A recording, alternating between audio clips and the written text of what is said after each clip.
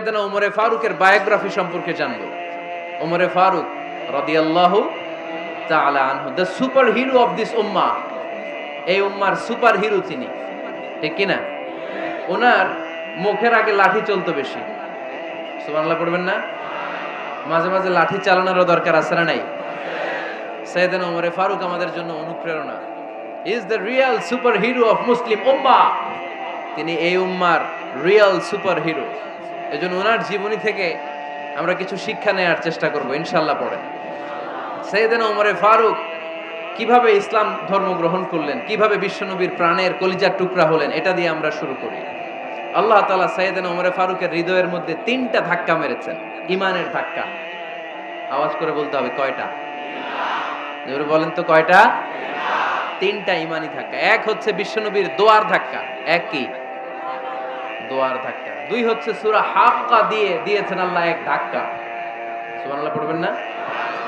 3 হচ্ছে সূরাতু তাহা দিয়ে আল্লাহ দিয়েছেন আরেকটা ধাক্কা।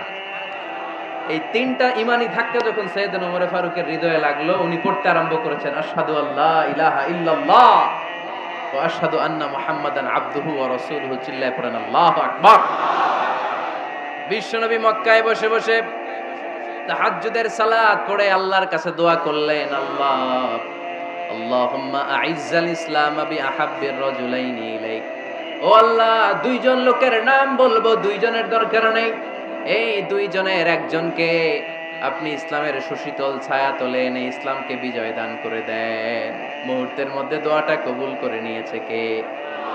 বিশ্বনবী বললেন, আল্লাহ 2 জনের নাম বলবো আজকের দোয়ায়। আবি জাহাল ইবনে হিশাম, হয়তো হিশামের বেটা আবু জাহেলকে আপনি ইসলামের ভিতরে নিয়ে আসেন, কিংবা ওমর ইবনুল খাত্তাব, খাত্তাবের বেটা ওমরকে আপনি ইসলামের ছায়া তলে নিয়ে আসেন। ওমরে ফারুকের জন্য দোয়াটা কবুল করে নিয়েছে কে? মক্কার যে অবস্থা, আল্লাহর হাবিব সাল্লাল্লাহু আলাইহি ওয়াসাল্লাম বুঝলেন মক্কার এই 2 জনের একজন যদি আমার সাথে না থাকে তাহলে মক্কায় দাওয়াতি কাজ চালিয়ে যাওয়া যাবে। আল্লাহরে বললেন, আল্লাহ বেশি চাই না, এই 2 জনের একজন, হয় আবু জাহেল নয় ওমর, হয় আবু জাহেল নয় ওমর। বিশ্বনবী যখন দোয়া করলেন, এই দোয়ার একটা ঈমানি ধাক্কা, নূরানি ধাক্কা সাইয়েদনা ওমরে ফারুকের হৃদয়কে স্পর্শ করে ফেলল। দোয়া ইজ লাইক এ মিসাইল। এই যে আমরা দোয়া করি, এটা মিসাইলের মতো। যুদ্ধে মিসাইল হামলা করে না? মিসাইল হামলা করার পরে এই মিসাইল লক্ষ্য বস্তুতে যে ভেদ করে, ঠিক কিনা? তেমনি দোয়ার মতো যদি আপনি দোয়া করতে পারেন, আপনি যেই জন্য দোয়া করেছেন ঠিক ওই জায়গায় যে আপনার দোয়া স্পর্শ করে। সুবহানাল্লাহ পড়বেন না? বিশ্বনবীর দোয়ার মাধ্যমে প্রথমে সাইয়েদনা ওমর ফারুকের হৃদয়ে এক ধাক্কা লাগলো। 2 নম্বরে রব্বুল আলামিন সূরাতুল হাক্কা দিয়ে ওমর ফারুকের হৃদয়ের মধ্যে দিলেন এক ধাক্কা। পড়েন আল্লাহু আকবার। কোরআনের ভেতরে সূরাতুল হাক্কা নামে একটা সূরা আছে না নাই? আল হাক্কাতু মাল হাক্কা ওয়া মা আদরাকা মাল হাক্কা। পড়েন আল্লাহু আকবার। বিশ্বনবী যখন দোয়া করলেন, ওই দোয়া যখন সাইয়েদনা ওমর ফারুকের হৃদয়ে স্পর্শ করলো, সাইয়েদনা ওমর ফারুক সব সময় বিশ্বনবীরে ফলো করতে আরম্ভ করলেন। বিশ্বনবী ডানে গেলে লুকিয়ে লুকিয়ে ওমর ফারুক ডানে যায়, বিশ্বনবী বায়ে গেলে লুকিয়ে লুকিয়ে ওমর ফারুক বায়ে যায়। বিশ্বনবী একবার মসজিদুল হারামে যে নামাজ পড়তে শুরু করলেন, ওমর ফারুক তখন বিশ্বনবীর পিছু পিছু ছদ্মবেশে পেছন থেকে যে বিশ্বনবী কিভাবে নামাজ পড়ে দেখতে শুরু করলেন। বিশ্বনবী ইন দা মিন টাইম এশার নামাজে আল হাক্কাতু মাল হাক্কা তেলাওয়াত শুরু করে দিলেন। আল হাক্কাতু মাল হাক্কা তেলাওয়াত শুরু করে দিলেন। তেলাওয়াত করতে করতে বিশ্বনবী যখন তেলাওয়াত করতেছে, ওমর ফারুক এরকম দুলতেছে আর মজা পাচ্ছে। ওমিয়া বিশ্বনবীর কণ্ঠ বুঝি আমার মতো কণ্ঠ, আপনার মতো কণ্ঠ, আহমদ বিন ইউসুফের কণ্ঠ, আব্দুল বাসিতের কণ্ঠ না? বিশ্বনবীর গলায় যে কি সুরের ঝংকার আল্লাহ দিয়েছেন, কি সুরের লহরী আল্লাহ দিয়েছেন, একবার যে শুনতো পাগল হয়ে যেত। আল্লাহু আকবার। বিশ্বনবী সূরা হাক্কা মন্ত্রমুগ্ধ তেলাওয়াতে, মন্ত্রমুগ্ধ সুর দিয়ে, মন্ত্রমুগ্ধ কণ্ঠ দিয়ে তেলাওয়াত করতে লাগলেন। এশার সালাতে ওমর ফারুক দুলতে লাগলেন। ওমর ফারুক যত শুনেন অবাক হয়ে যায়, যত শুনেন অবাক হয়ে যায়, যতই শুনে অবাক। কিরে? কারণ তিনি আরবি ভাষা বুঝতেন, এত সুন্দর শব্দের গাঁথনি।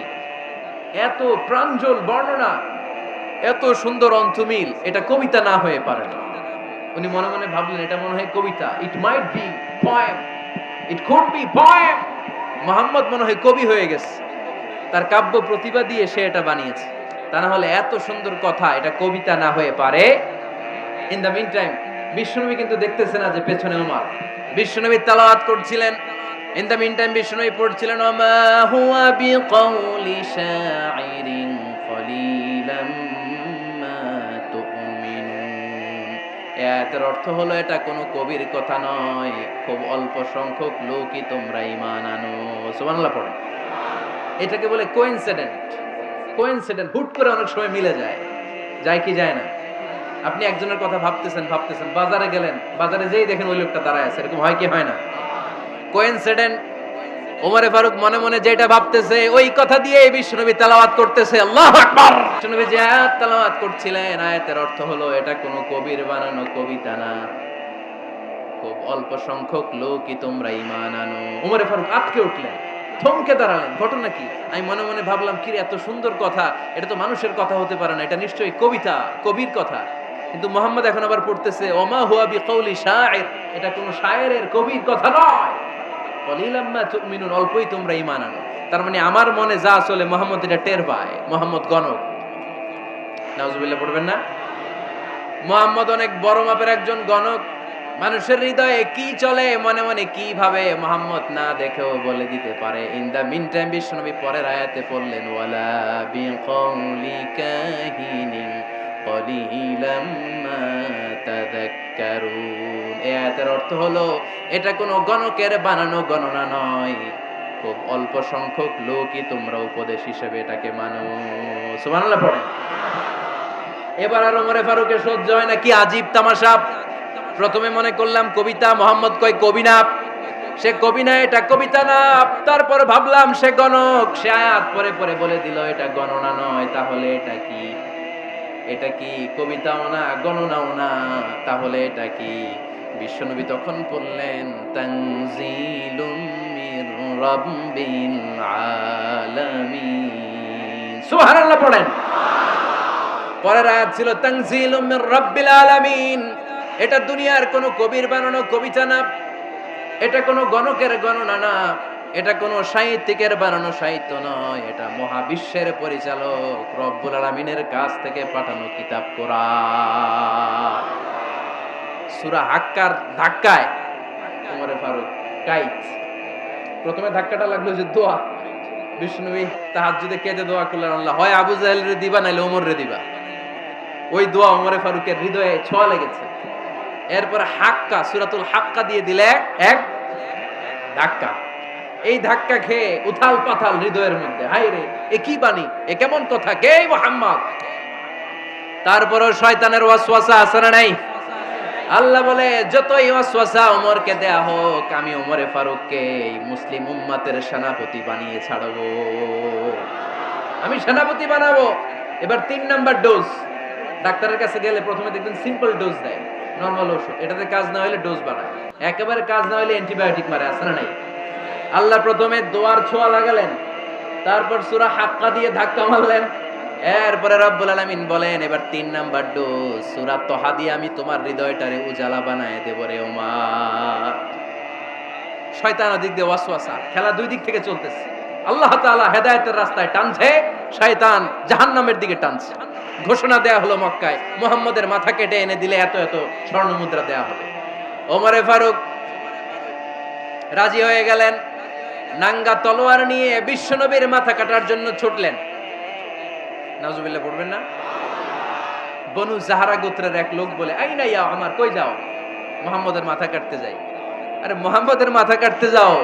তোমার বোন ফাতিমা বিনতে খাত্তাব আর তোমার বোন জামাই সাঈদ কদ সাবা, এরা তো ধর্ম ত্যাগ করে ফেলছে, এটা তো আমাদের ধর্ম ত্যাগ করে মুহাম্মদের ফলোয়ার হয়ে গেছে। আগে ওমর ঘর সামলাও, পরে মুহাম্মদের মাথা কাটতেছে। ওমরে ফারুক অবাক হয়ে গেলেন, তলোয়ার নিয়ে বিশ্বনবীর দিকে না যে নিজের বাড়ির দিকে চলে গেলেন। বিশ্বনবীর আপন বোন ফাতিমা বিনতে খাত্তাব, বোন জামাই সাঈদ আর খাব্বাব রাদিয়াল্লাহু তাআলা আনহু, তিনজন মিলে সূরা তহা তেলাওয়াত করছিলেন। পড়েন সুবহানাল্লাহ। মক্কায় লুকিয়ে লুকিয়ে দাওয়াত হতো। খাব্বাব রাদিয়াল্লাহু তাআলা আনহু একটা চামড়ার ফলকের মধ্যে সূরা তহার কয়েকটা আয়াত এনে ওমরে ফারুকের বোন আর বোন জামাইকে শিক্ষা দিচ্ছে, ট্রেনিং দিচ্ছে। সুবহানাল্লাহ পড়েন। লুকিয়ে লুকিয়ে ওমরে ফারুক যখন ঘরে চলে আসলেন, এরা তটস্থ হয়ে গেল। সাইয়েদনা খাব্বাব বিছানার তলায় লুকিয়ে গেলেন। ওমরে ফারুক বললেন, দরজা খোলো। ফাতেমা বিনতে খাত্তাব দরজা খোলার পরে নির্মম ভাবে সাইয়েদনা ওমর রাদিয়াল্লাহু তাআলা আনহু বোনের গায়ে আঘাত শুরু করে দিল। বোন জামাইকে আহত করতে শুরু করলো আর বলতে শুরু করলো, তোরা পাগল হলি কেন? কি আছে ওই মুহাম্মাদের মধ্যে? কি জাদু নিয়ে এসেছে? সে যাই বলে লোকজন পাগল হয়ে যায়, সবাই তার উপর কালিমা পড়ে ঈমান এনে ফেলে। কি এমন জিনিস তোদের কাছে আছে যেটা দেখে মুহাম্মদকে তোরা ভালোবাসলি? কি আছে? কি পড়তেছিলি আমারে দেখা। ফাতেমা বলে, ইন্নাকা রিজসুন লা ইয়ামাসসুহু ইল্লাল মুতাহহারুন। ও আমার ভাই ওমর, তুমি নাপাক। তুমি কি? লা ইয়ামাসসুহু ইল্লাল মুতাহহারুন, পবিত্রতা অর্জন না করে এই কোরআন ধরা যায় না। সুবহানাল্লাহ পড়েন। ওমরে ফারুক গোসল করে আসলেন, কারণ ধাক্কা তো আগে কয়েকটা খাইছে। কথা বুঝেন নাই বোধহয়? প্রথমে দোয়ার ধাক্কা, পরে কোন সূরা দিয়ে ধাক্কা? ধাক্কা দিয়ে ধাক্কা। 3 নম্বরে এখন আরেকটা ধাক্কা খাবে। গোসল করে আসলেন। ফাতেমা বিনতে খাত্তাব বললেন, গোসল যখন করে এসেছেন, এই নেন। ওমরে ফারুক এবার চামড়ার কাপড়ের মধ্যে সূরা তহার প্রথম আয়াতের দিকে নজর করলেন। নজর করেই কোরআনের প্রেমে পড়ে গেলেন। পড়েন সুবহানাল্লাহ। ওমরে ফারুক পড়তে আরম্ভ করলেন, তহা মা আনজালনা আলাইকাল কুরআনা লিতাশকা ইল্লা তাযকিরাতান লিমান ইয়াখশা তানজিলাম মিম্মান খালাকাল আরদা ওয়াস সামাওয়াতিল উলা। সুবহানাল্লাহ পড়েন। উনি পড়তে আরম্ভ করলেন, তহা মা আনজালনা আলাইকাল কুরআনা লিতাশকা, এই কোরআনকে আমি তোমাদের হতভাগ্য জাতি হিসেবে দুনিয়ায় থাকার জন্য পাঠাই নাই। এটা রব্বুল আলামিনের পক্ষ থেকে এসেছে। যারা রবকে ভয় করে তাদের জন্য আছে উপদেশ। যিনি আকাশ বানিয়েছেন, জমিন বানিয়েছেন, ওই আল্লাহ তাআলা নিজেই এই কোরআন পাঠিয়েছে। আওয়াজ করে পড়তে হবে, আল্লাহু আকবার। উনি খুব ভালো আরবি জানতেন। সূরা তহা পড়ার পরে আর ধৈর্য ধারণ করতে পারে না। ওমরে ফারুক ছোট্ট বাচ্চার মতো কান্না শুরু করে দিলেন। আল্লাহু আকবার। সূরা তহাটা হাতে নিয়ে, তলোয়ারটা হাতে নিয়ে বিশ্বনবীর দিকে ছুটতে আরম্ভ করলেন। আইনা মুহাম্মদ, কোথায় মুহাম্মদ? তোমরা আমাকে মুহাম্মাদের কাছে নিয়ে চলো। বিশ্বনবী তখন সাফা পাহাড়ের পাদদেশে দারুল আরকাম ইবনে আলকামের ঘরে লুকিয়ে লুকিয়ে কোরআনের দাওয়াত দিতেন। ওমরে ফারুককে পাগলের মতো ছুটে আসতে দেখে বিশ্বনবীর চাচা হামজা ইবনে আব্দুল মুত্তালিব বলল, নবী আপনি পালান। ওই যে খাত্তাবের বেটা ওমর আপনাকে অপমান করার জন্য, আক্রমণ করার জন্য তেড়ে এসেছে। সাহাবীরা বললেন, নবী আপনি পালিয়ে যান, আমরা সামাল দেব। বিশ্বনবী বললেন, না আমি পালাবো না, বরং তোমরা সরে যাও। ওমর ইবনুল খাত্তাবকে আমার দরবার পর্যন্ত আসতে দাও। আমার তো মনে হচ্ছে ওই যে তাহাজ্জুদের নামাজ শেষে চোখের পানি ছেড়ে যে আমি আল্লাহর কাছে দোয়া করেছি, আজকে আমার ওই দোয়াটা কবুল হতে শুরু করেছে। আমার তো মনে হচ্ছে আমার দোয়া কবুল হবে, আসতে দাও। ওমর ফারুক এসে বললেন, আশহাদু আল্লা ইলাহা ইল্লাল্লাহ ওয়া আশহাদু আন্না মুহাম্মাদান আবদুহু ওয়া রাসূলুহু, আমি সাক্ষ্য দিলাম আল্লাহ ছাড়া কোনো ইলাহ নাই, নিশ্চয়ই আপনি আল্লাহর প্রেরিত বান্দা এবং রাসূল। পড়েন সুবহানাল্লাহ। ওমরে ফারুক যখন কালিমা শাহাদা পড়ে মুসলমান হয়ে বিশ্বনবীর হাতে হাত রাখলেন, মুসলিম সাহাবীদের মধ্যে খুশি আর আনন্দের বন্যা বয়ে গেল। মুসলিম হাতে গোনা সাহাবারা আল্লাহর প্রশংসা করলেন। বিশ্বনবী সাইয়েদনা ওমরে ফারুককে জড়িয়ে ধরলেন। ওমরে ফারুক এবার বিশ্বনবীরে বললেন, নবী গো, আলাসনা আলাল হক, আমরা কি সত্যের উপরে আছি নাকি আমরা ভুলের উপরে আছি? বিশ্বনবী বললেন, বালা নাহনু আলাল হক, আমরাই সত্যের উপরে আছি। সুবহানাল্লাহ পড়েন। আলাসনা আলাল হক, নবী আমরা কি সত্যের উপরে নাই? হ্যাঁ অবশ্যই ওমর, তুমি সত্যের উপরে আছো। ওমরে ফারুক বললেন, তাহলে ফাফিমাল ইখতিফা, তাহলে লুকায় লুকায় আর দাওয়াত দেব কেন? আমি তো কালিমা পড়ে ফেলছি, আসেন আমার সাথে বের হই। ফাফিমাল ইখতিফা, আর লুকায় লুকায় কেন? আসেন আমরা বাইরে বেরোই। বিশ্বনবী বললেন, ওমর এটা মাক্কি জীবন, এখানে আমরা একটু গোপনে গোপনে দাওয়াত দিতে চাই। ওমরে ফারুক বলে, না, আমার দায়িত্ব, আমি একটা মিছিল দিতে চাই নবী। আল্লাহর নামের তাকবীর দিতে দিতে দারুল আরকাম থেকে শুরু করে মসজিদুল হারাম পর্যন্ত একটা মিছিল দিয়ে আমি মক্কা কাঁপাইয়া দেব। অনুমতি দেন। বিশ্বনবী দিতে চায় না। ওমর ফারুক অনেক বুঝানোর পরে স্বল্প পরিসরের একটা অনুমোদন পাওয়া গেল বিশ্বনবী সাল্লাল্লাহু আলাইহি ওয়াসাল্লামের কাছ থেকে। কিন্তু মিছিল যে দিবে, মিছিলের জন্য লোকের দরকার আছে না নাই? এখানে লোক নাই, আমি একাই মিছিল দিতেছি। এটা জমবে, মিছিল জমবে। খুঁজে উনি 11 জন মুসলিম সাহাবা পেলেন। কয়জন? ওমরে ফারুক বললেন 11 জনই সই। এই 11 জন নিয়ে আমি আল্লাহর নামের তাকবীর দেব। 2 লাইন করলেন। কয় লাইন? 2 লাইন। পেছনে 6 জন, আর এই লাইনের নেতা বানালেন বিশ্বনবীর চাচা হামজাকে রাদিয়াল্লাহু তাআলা আনহু। আর সামনে 5 জন, তার আগে দাঁড়ালেন উনি নিজেই। তাহলে 6 6 12। বললেন এই 2 লাইনই আমরা তাকবীর দিতে দিতে, বেশি না, এই দারুল আরকামের ঘর থেকে, আপনারা জানেন যে সাফা মারওয়া এখন যে সাই হয়, এই সাফার পাদদেশে ছিল দারুল আরকামের ঘর। উনি বললেন এখান থেকে ওই যে কাবার গিলাফ দেখা যায়, কাবার গিলাফ পর্যন্ত আমরা এই তাকবীর নিয়ে ওখানে যাব। সুবহানাল্লাহ পড়বেন না? ওখানে উনি দাঁড়িয়ে ছোট্ট একটা ভাষণ দিয়েছিলেন। উনি বলেছিলেন, মান আরাদা আন তাসকুলা উম্মু ওয়া ইয়াতামা ওয়ালাদু ওয়া তারমিলা যাওজাতুহু ফালিয়াসুদ্দানি। খেয়াল করে শুনেন, কান দুইটা খরগোশের কানের মতো খাড়া করেন। উনি এক বাক্যের একটা ভাষণ দিলেন। ভাষণ দিতে জানলে বড় ভাষণ দেয়া লাগে না। এক বাক্যের ভাষণ দিয়ে গোটা বিশ্বকে ঝাঁকুনি মারা যায়। চিল্লায় বলো ঠিক কিনা? ওমরে ফারুক এক বাক্যের একটা ছোট্ট ভাষণ দিলেন। মান আরাদা আন তাসকুলা উম্মু, কে আছো মায়ের এই মক্কায়, কে আছো মায়ের বুক খালি করতে চাও? ইয়া আচামা ওয়ালাদু, কে আছো বাচ্চাগুলারে, নিজের সন্তানগুলোরে ইয়াতিম বানাতে চাও? কে আছো তারমিলা যাওজাতুহু, নিজের স্ত্রীকে বিধবা বানাতে চাও? ফালিয়া সুদ্দানি, বুকের পাটা থাকলে আমি ওমর রে থামাও। ফালিয়া সুদ্দানি, দেখি মক্কায় কার এত বড় বুকের পাটা। কে আছো মায়ের বুক খালি করতে চাও, সন্তান রে এতিম বানাতে চাও, স্ত্রীকে বিধবা বানাতে চাও? ফালিয়া সুদ্দানি, পারলে আমারে ঠেকাও। এই বলে উনি আল্লাহু আকবার, আল্লাহু আকবার, আল্লাহু আকবার বলে স্লোগান শুরু করে দিলেন। এক এক স্লোগানে মক্কার মরুজমিন থারথার করে কাঁপতে আরম্ভ করল। এই মিছিল মক্কার কেউ দেয় নাই। মিছিলের আওয়াজ শুনে আবু জাহেল বাইরিস, উতবা বাইরিস, শাইবা, ওয়ালিদ ইবনে মুগিরা সব বের হয়েছে। কিরে, আমার এলাকায় এত বড় স্লোগান, কার এত সাহস? বের হয়ে দেখে মিছিলের সামনে ওমর। ওমর রে দেখে দিছে এক দৌড়। কারণ ওমরে ফারুককে থামানোর মতো বাপের বেটা মক্কায় দ্বিতীয়টা কেউ ছিল না। আওয়াজ করে বলেন ঠিক কিনা? ওমরে ফারুক আল্লাহু আকবার, আল্লাহু আকবার বলে স্লোগান দিতে দিতে মসজিদুল হারামের ভেতরে ঢুকে গেল। কাবার গিলাফ ধরার পরে সেদিন মিছিল থেমেছে। ওই আল্লাহর নামের স্লোগান সেদিন কেউ থামাতে পারে নাই, কিয়ামত পর্যন্ত কেউ থামাতে পারবে না। চিল্লায় বলো ঠিক কিনা?